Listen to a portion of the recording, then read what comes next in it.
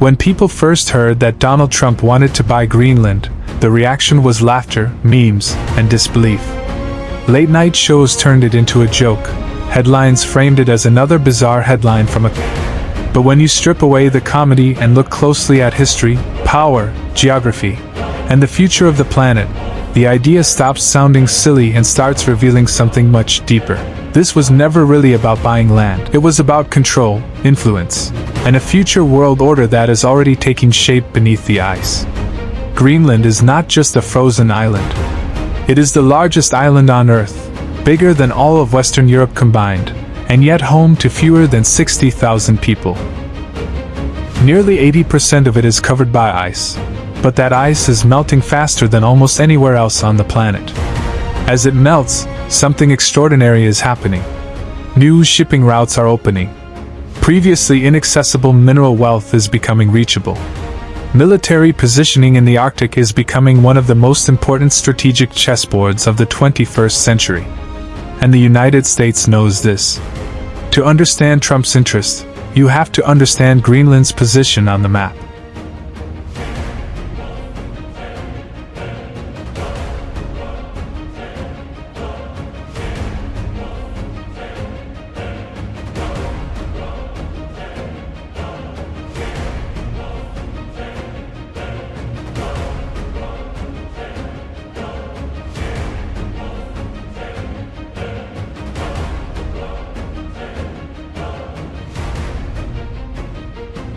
Greenland sits between North America and Europe, stretching deep into the Arctic Circle.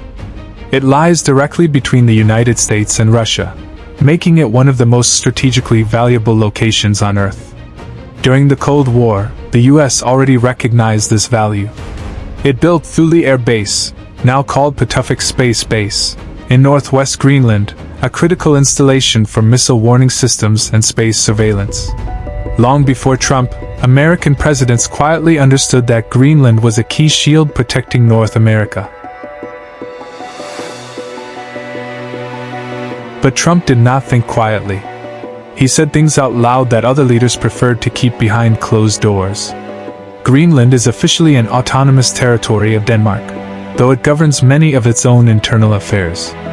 Denmark controls foreign policy and defense, but Greenlanders have their own parliament and a strong movement toward eventual independence. That independence, however, comes with a problem: money. Greenland relies heavily on Danish subsidies to survive. If it ever wants to stand fully on its own, it needs new sources of income.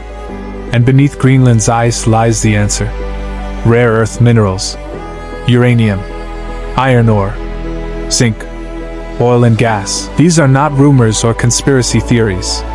Geological surveys confirm that Greenland holds vast untapped resources, many of which are critical for modern technology: smartphones, electric vehicles, military hardware, satellites, and renewable energy systems.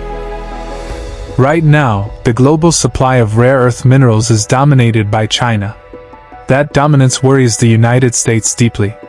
Whoever controls rare earths controls the future of technology and defense. Trump's America was obsessed with reducing dependence on China. Trade wars, tariffs, supply chain decoupling, all of it was about one thing: power. Greenland represented an opportunity to break China's grip on critical materials. Not by war, not by sanctions, but by geography. And China already knew this. In the years leading up to Trump's comments, Chinese companies had begun showing interest in Greenland. They invested in mining projects, proposed infrastructure developments, and explored building airports. To Greenland, this meant money and development.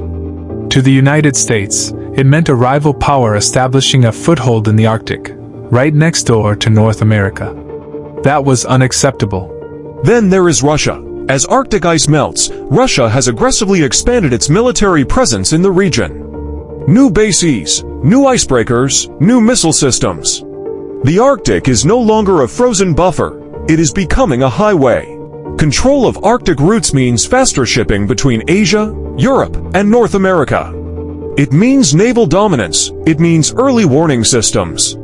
Greenland sits right in the middle of this emerging battlefield, yet even after the backlash, the United States did not step away.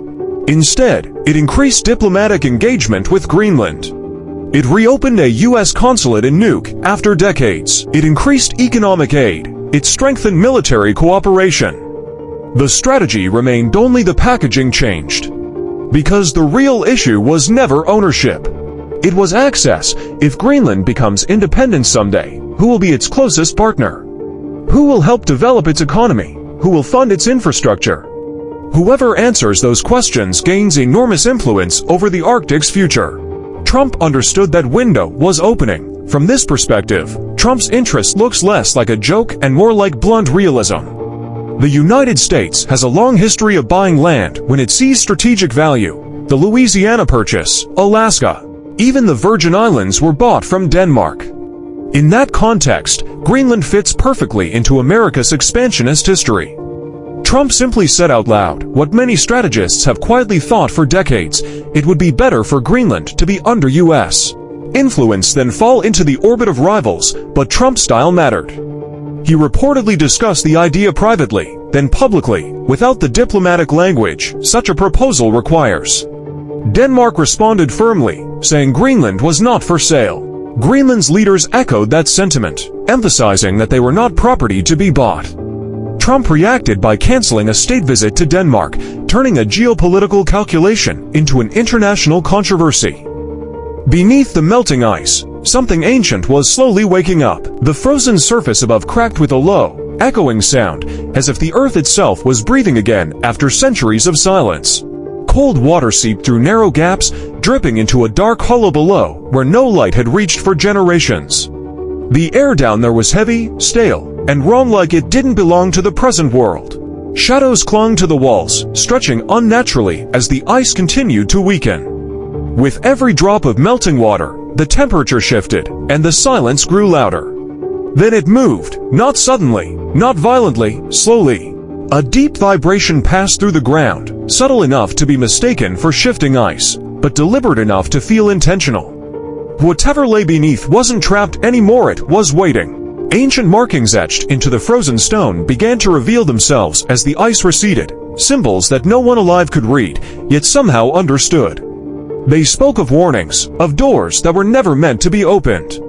Far above, the surface world remained unaware. Winds howled, glaciers cracked, and the ice continued to melt piece by piece, unknowingly unlocking something that had been buried not for protection, but for containment. And beneath the melting ice, something finally opened its eyes.